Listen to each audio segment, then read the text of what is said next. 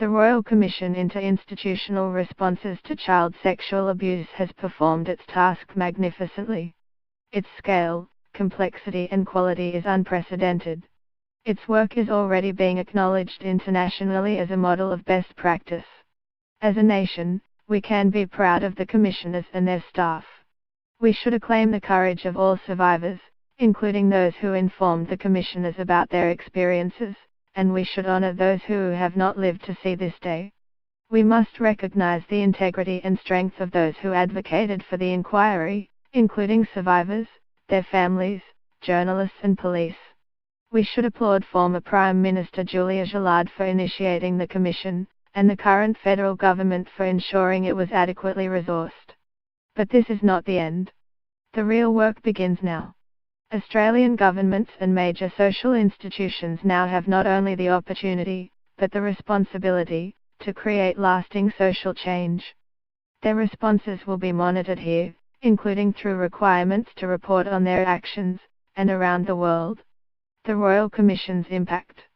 This watershed inquiry has created the conditions for a sea change in how society deals with child sexual abuse in institutions, which can flow to our treatment of sexual abuse in other settings. Our society's leaders can build progress from the pain of former failings. Not meeting this responsibility would surely stick as a lifelong regret for those in positions to cement change. Fulfilling this imperative can leave a legacy of which these government and institutional leaders can be proud.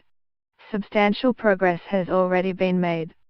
The Commission's earlier reports have influenced important changes to civil justice systems, criminal justice systems, organizational governance, and prevention, including situational prevention in child and youth serving organizations.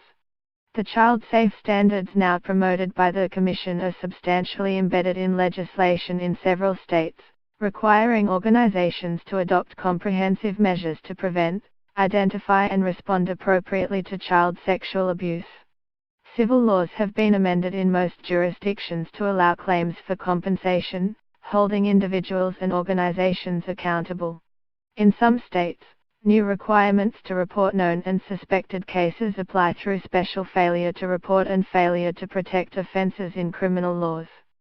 They also apply through separate reportable conduct schemes that add essential independent external oversight.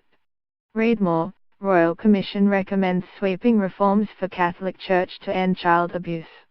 Yet much remains to be done. The reforms already made in some states must be adopted elsewhere to create national consistency.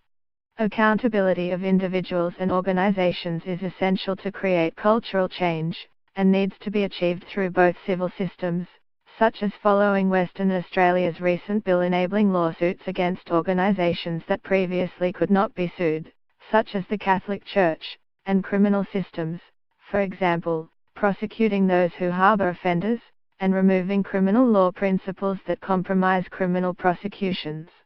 Other state and territory mandatory reporting laws need to be harmonized, as recommended by the Commission.